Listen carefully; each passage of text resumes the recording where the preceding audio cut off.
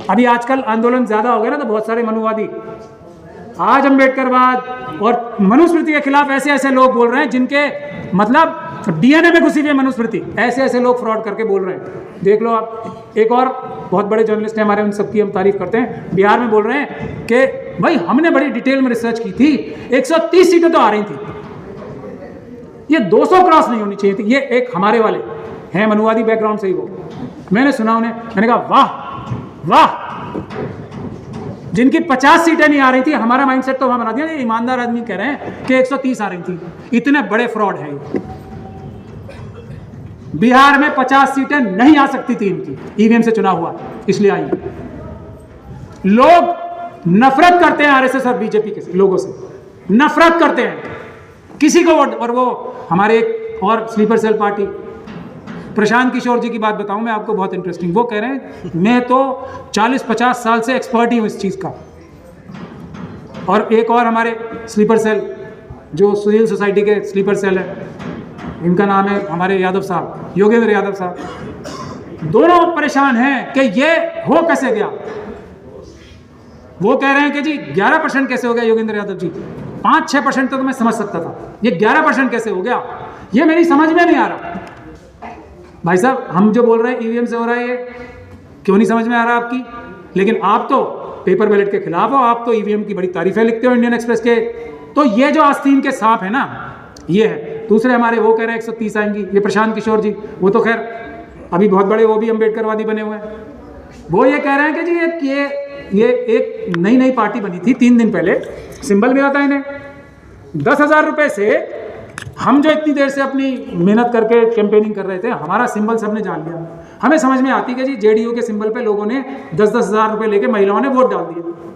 ठीक, हमें समझ में आती बात। जब आपने रोकना बता दीजिएगा मुझे, मैं तो टाइम से बोलता हूँ। आपने इस बार बोला मुझे कि आप समझा दीजिए, तो मैं समझा रहा हूँ। जब आप बोलेंगे आई कम, आप मुझे जो टाइम देंगे मैं उसमें आई स्टॉप। बट तो प्रशांत किशोर जी ने बोला कि ये जो नए सिंबल वाली पार्टी थी, इसको 10-10 हज़ार रुपए लेके सिंबल कैसे पता लग गया कि यहाँ पे वोट डालनी है। ये हमारे परम आदरणीय प्रशांत किशोर जी बोल रहे हैं। उसके आगे मैं भी कुछ बोल रहा हूँ।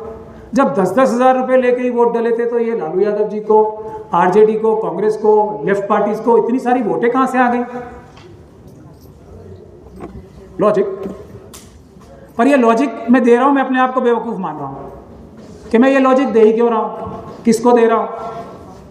सीधी सीधी बात है, जो ईमानदार है, जो बेईमान नहीं है, वो मतपत्र की बात सबसे पहले करेगा।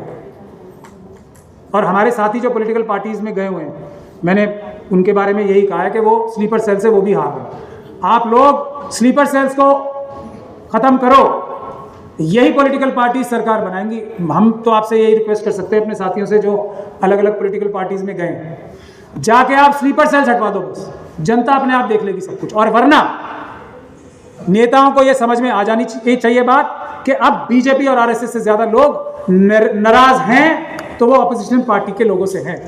हमें रिजल्ट चाहिए, हमें कहानी नहीं चाहिए। कहानी सुननी होगी और गोलीबाजी सुननी होगी तो मोदी जी हैं हमारे पास, सुपर बॉस। रिजल्ट हमारा हक, जो कहते हैं ना साडा हाथ इत्थे रख, हम लोग इनको हटा रहे हैं, आप लोग इनको हटाने में नाकामयाब हैं। जनता वोट दे रही है, आप हमारे वोट गिनवाने में नाकामयाब हैं, अपोजिशन पार्टी के लोग। मैंने बिहार में, मैं आप लोगों से भारी मन से साझा कर रहा हूं, हमने तो ये इलेक्शन कमीशन को अभी पिछले 15 दिन 20 दिन पहले, 1 महीना पहले ही मजबूर कर लिया, ये कहने के बाद कि हमने कानून बदल लिए, फिर भी महमूद प्राचा को हम रोक नहीं सकते ईवीएम की वीडियोग्राफी और सीसीटीवी फुटेज लेने के लिए।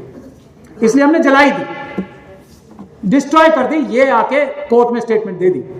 ये एक अलग बात है कि उन्होंने इकबाल जुर्म यानी कि अपने अपराध का एकदम कन्फेशन कर लिया, वो उनके ऊपर मुकदमा दर्ज होगा। भाई दी हमने राजीव कुमार जी के ऊपर तो नोटिस जारी कराई दिए एफआईआर कराने के लिए, और जितने बीएल और ईसीआईएल में डायरेक्टर्स हैं बीजेपी के द्वारा, उनके लिए भी नोटिस जारी हो गए हैं पिछले महीने, मैंने आपको बताया। लेकिन ये काम मुझ जैसा छोटा लॉयर कर पा रहा है, इतने सारे काम। अगर पॉलिटिकल पार्टी साथ आ जाएंगी हमारे, इनके पास तो लंबी लंबी फौजें हैं ना हर चीजों की, हम पलट देंगे।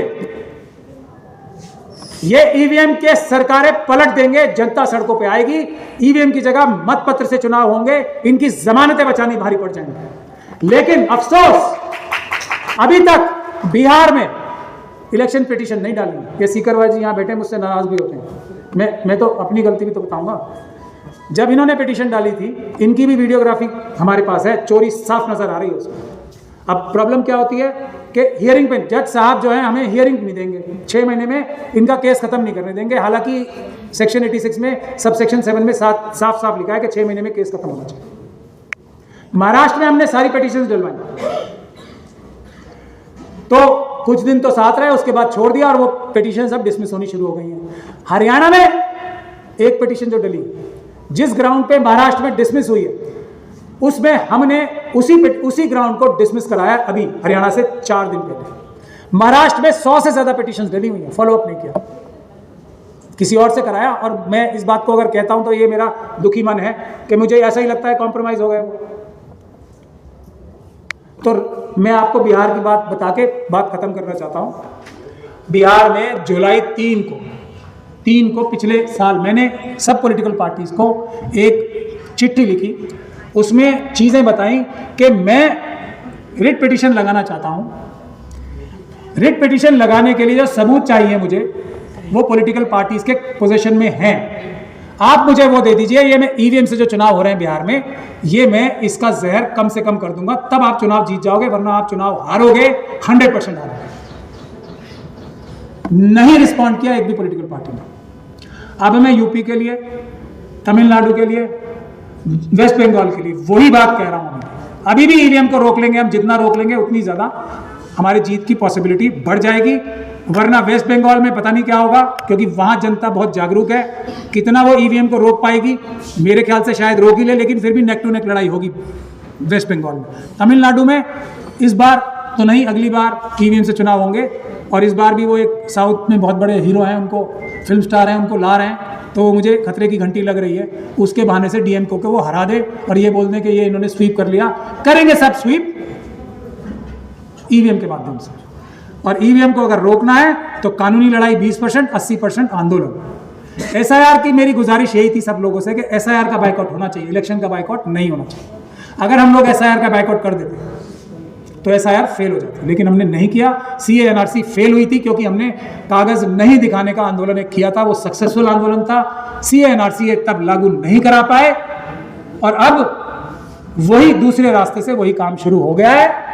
सुप्रीम कोर्ट जाने वाला, आखिरी बात करके मैं खत्म कर रहा हूं अपनी बात, बड़े मुद्दों पे सुप्रीम कोर्ट भी के जजेस भी मना करते हैं डायरेक्टली इनडायरेक्टली, हमारे पास मत आओ। जाने वाला वही है जो अपने पैर पे खुद कुल्हाड़ी मारना चाहता है। सुप्रीम कोर्ट जाना ही नहीं चाहिए। नीचे से कोई केस बना के फिर भी मजबूरी में सुप्रीम कोर्ट चले जाओ बड़े इश्यूज पे। हाँ, कोई छोटे मोटे इश्यूज हैं तो उसमें रिलीफ मिल जाएगी, टैक्सेशन ये वो सब, वो हमें भी मिल जाती है, सबको मिल जाती है। बड़े इश्यूज पे सुप्रीम कोर्ट जाना मतलब अपने इशू की अपने हाथों से भ्रूण हत्या करना, अपने आप को एक तरीके से सुसाइड करना। और ये बीएलओस के जितनी ये आत्महत्याएं हो रही है, ये सब हत्याएं हैं और इसमें ज्ञानेश कुमार जी मुख्य अपराधी हैं, लेकिन कानूनी कार्रवाई इसकी सही करने की आवश्यकता है। बहुत बहुत धन्यवाद।